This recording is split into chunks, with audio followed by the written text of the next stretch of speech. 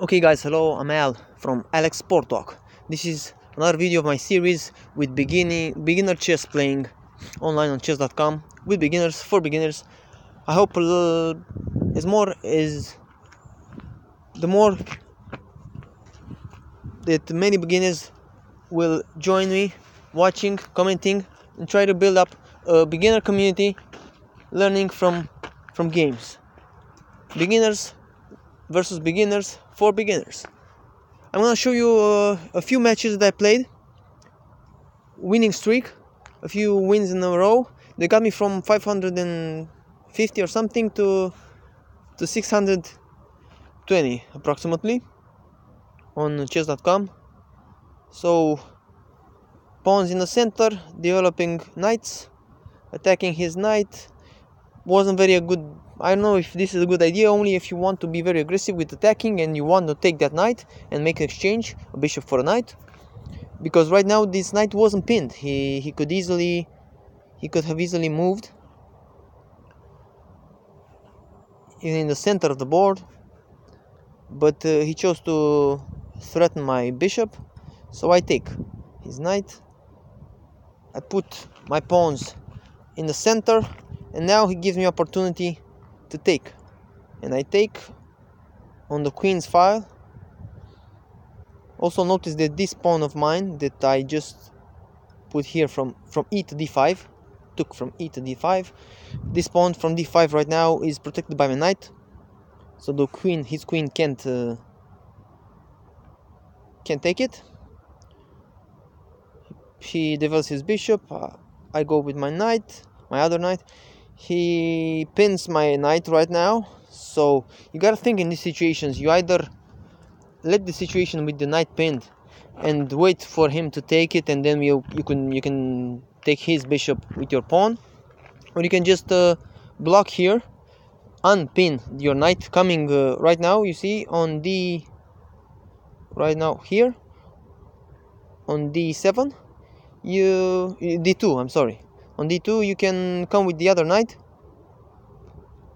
and block that, but it's not doing much, because even if you leave with the knight, with the other knight is pinned right now, you could he then could take your other knight right here and on d2. Anyway, moving on, give him a check with my bishop. He moves. He could have had a better move with pawn to f6. I think that would have been way better. To c6, I'm sorry. His pawn from c7 to c6. You notice, of course, being a beginner, you sometimes mix up and mix up the notations. Okay, moving on, I take his pawn. He takes castle. I'm castling. Oh, this is another solution to unpin your knight, but probably in this situation your opponent could go and take your knight. It would probably be a pretty good one if he hasn't done any accomplishments until now from gaining advantage from that pin. He should take. He didn't take, but he threatened my bishop, so I can't just leave now with my knight, because my bishop is attacked by the pawn. But I go for trying to threaten him on that I could take with my rook on e5 to take that pawn and check that king, because that pawn on e5 is weak, unprotected. He takes my pawn. I think that's a mistake, because he could have taken my bishop, and right now I'm not going with the rook, but with my knight, giving him a check, and he can only move his king or take my knight with his queen. If he takes my knight with his queen, I take with my queen. I take his queen. He moves his king, and now remember a small simple thing for beginners. When your knight is in diagonal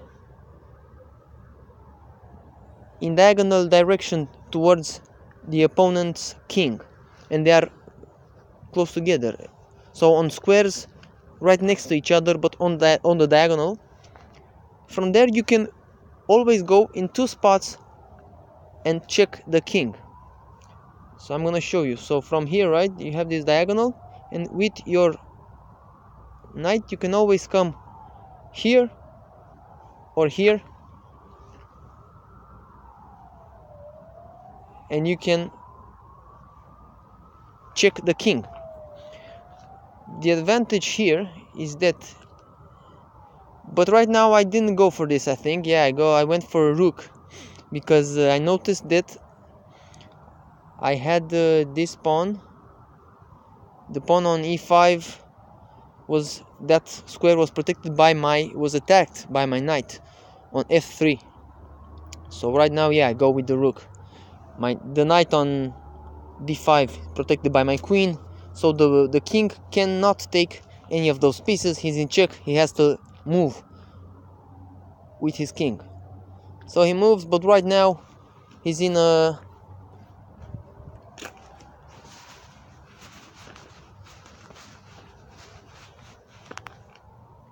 I can give him an discovering check, meaning that you leave with a piece from that square. In this situation with my knight right here, I can go with it away. I move away, and then my queen gives a check, so undiscovering check. This is the advantage right now, because you live with the king. I step away with my knight here or here. No, not there, because the king can take it right there. Anyway, I can take his bishop right now. So you see, you can do a lot of things right now, because the opponent is trapped. And also, after I leave with my knight, I didn't choose to do that right now. I chose to take his bishop. I could have just went for that knight taking the other bishop on b4, and I think it would have been a better solution, because then my queen would have given a check. The knight was forced to move, and then I could have taken his queen. But also, you can think that maybe he could have moved his king on c7 right here. So if he moved his king right there, after I moved my knight, let's say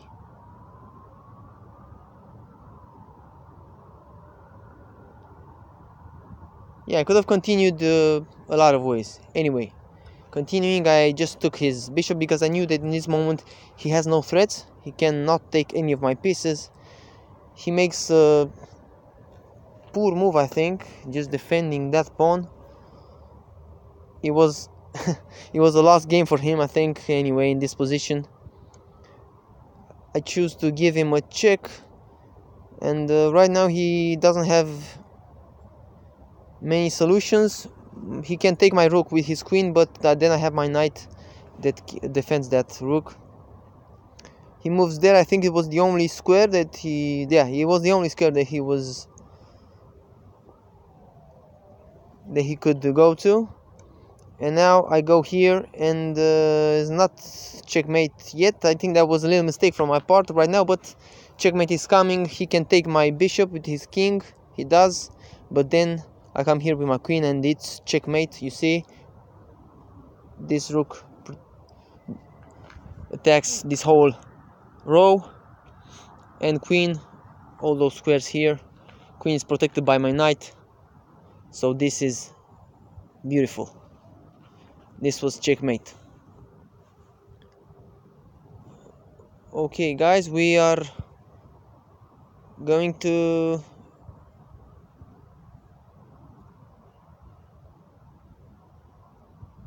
next game now.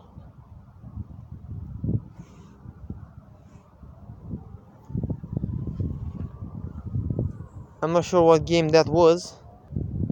So continuing with another game, e4, e5, d4, d5. I take, he takes, I take with my queen. I'm a little bit better than my opponent, but my queen is in the center. And remember, getting your queen out too early before other minor pieces and pawns, protecting center squares, you might get chased. And while you're getting chased, you're getting your queen attacked by a knight or a pawn. You have to move your queen, and in this time your opponent develops pieces and attacks center squares. So that's not a very good thing, but my opponent didn't threaten my queen, but more he gave me this pawn here and putting his rook in danger. A really bad move from my opponent right here, but I didn't choose to take that pawn. I develop my knight, he develops his knight. That move would have been better for me, I think, just taking with my queen on g7. I go here threatening his bishop. He threatens my queen, but I think I take en passant here. Yes, taking en passant. You probably know this.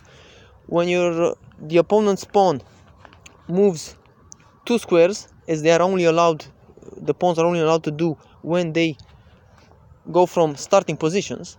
They're allowed to go 2 squares in front. If you have another pawn, just like I had in this situation, attacking that middle square, attacking this middle square here, you can just go with the pawn there and take en passant. This is how it's called, this procedure, this move. He takes with his knight, my queen is threatened. I take his bishop, giving him a check, so he can't take my queen because he's in check. He moves with his king. I give him a check, but now my knight is unprotected. I made a bad move right now because he can just take my knight with his queen. Oh, he can only take it with his king, and he does. So it was a mistake from my part. I keep attacking right now. He still is in pretty big trouble because his king is way exposed. He doesn't have any developed pieces. He tries to defend. I pin that knight. He threatens my queen. I take the knight, giving him a check. He takes with knight. I give him a check with my rook, making castling on the queen side. He blocks. I take his knight, of course. He had no other way of protecting his king but to block with that knight. So I had a lot of advantage right now, and this is checkmate, I think. Yeah, a beautiful, quick checkmate, because my opponent did some mistakes, I think.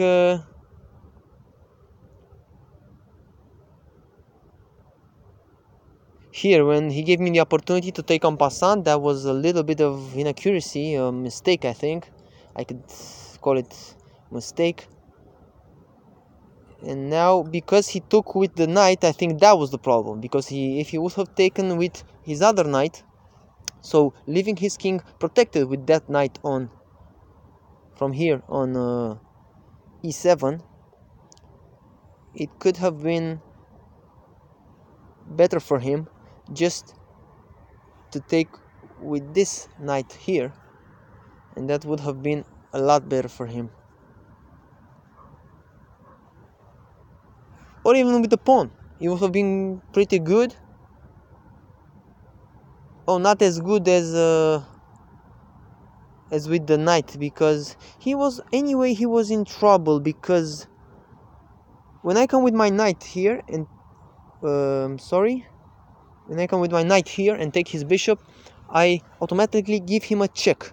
So this bishop is unprotected. He's only protected by the queen.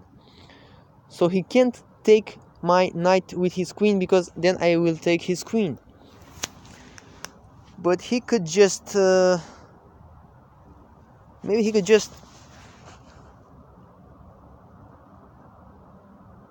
Yeah, in this moment his situation is pretty bad. I think his only good solution would be to defend this knight, this bishop here on d6 by moving with his knight here on f5, and he would be threatening my queen and in the same time protecting his bishop.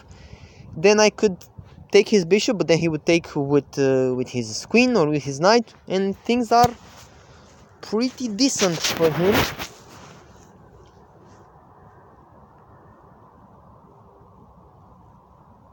Yeah, this is my analysis. I didn't pretty much checked on it. Sorry. Yeah, so this was it, guys. A pretty good game. Duncan Reigns 449. He had his score 449. I was 571 at the end of this game, I think, or before this game. Anyway, about that score.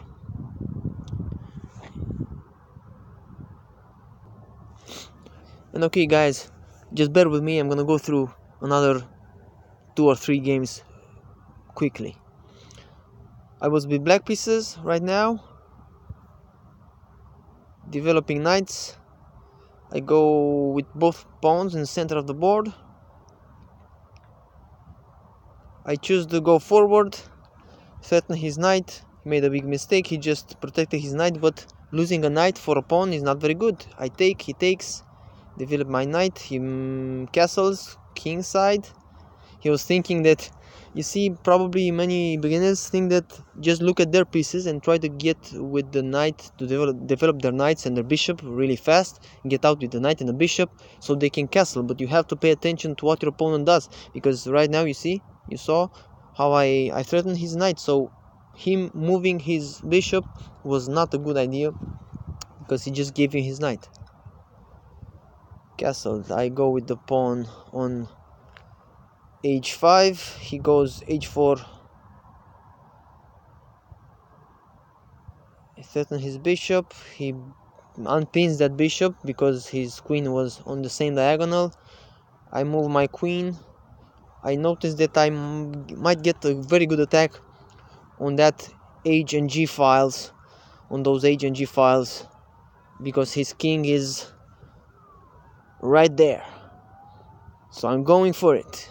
He just moves his pawns. It's clearly my opponent doesn't play very much, or I don't know, is not very experienced, not very good, but doesn't matter. That's why we're here. We're all playing to get better, to try and learn. I take his bishop, he takes with his pawn. You see, that was his weakness. I made a simple exchange with bishops, but gaining an advantage, clearing that file, that G file, so his king is now pretty weak, exposed. So I go with my queen on h3, knight g3. I take his knight with my bishop. He moves his pawn instead of just taking my bishop.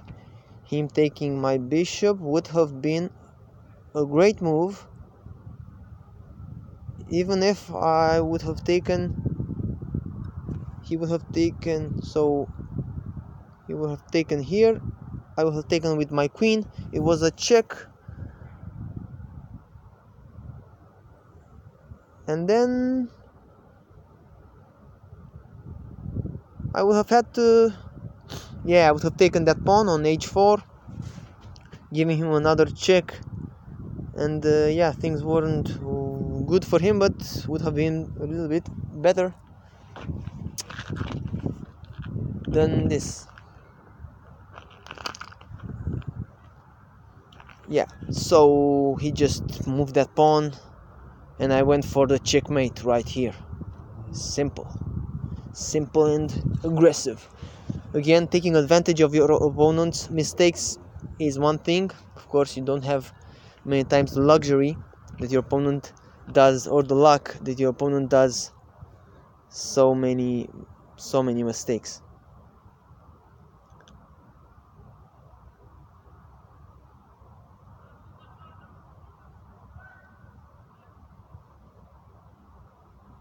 Anyway, I'll go for another win with another opponent right here.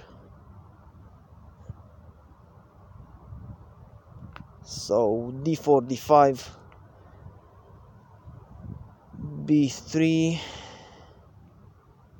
I develop my knight. He comes with the pawns.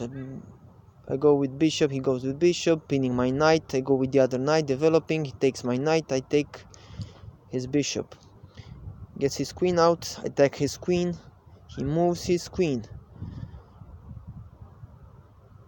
My knight is protected by the pawn right there on the pawn on d4 protects, on d5, sorry, protects my knight on e4. I go with this pawn up to free my diagonal for the bishop. He gets his queen back. I don't know why he just went with the queen back. Probably, yeah, it was a pretty good idea, because I don't know what he could have done, because right now he's not in a good spot. And I keep attacking, giving him a check. My knight is well placed right there. I attack his rook. He defends with bishop instead of just taking my... But of course, if he would have taken with his knight, if he would have taken my knight here, with my bishop with his knight, I would have taken with the knight here, giving check, and in the same time attacking his queen. So I would have won a queen, because he was he would have been forced to move his king, and then with my knight I could have taken his queen. So maybe it was a pretty good, decent, the only move he had, but probably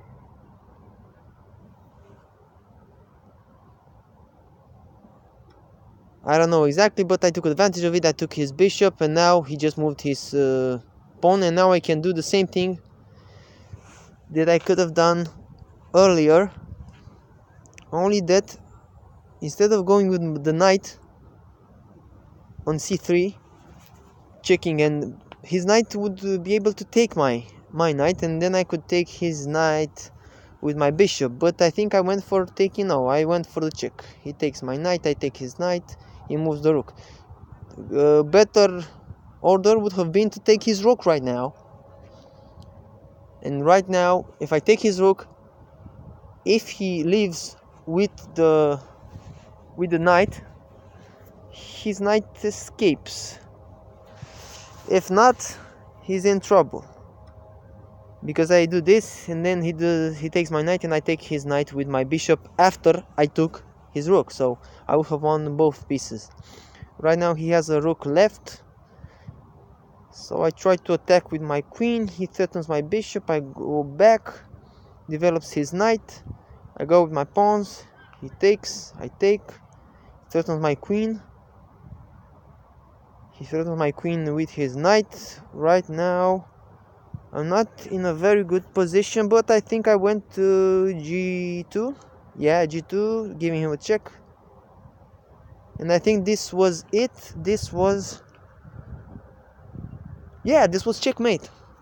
Because you see, I have the two bishops covering those diagonals, and the queen, these squares here. So beautiful checkmate. So this was it, guys, for this episode, this video. So I got to 590 points after this game. In the meantime, I played some more matches, and I also lost some games. I'm gonna show those games also in the very near future, in the next days. Stay with me. I'm Al from Al Sport Talk, beginner chess for beginners with beginners. Join me, leave comments, tell me what's your ranking. You can comment on the games, whatever you want. Cheers, guys.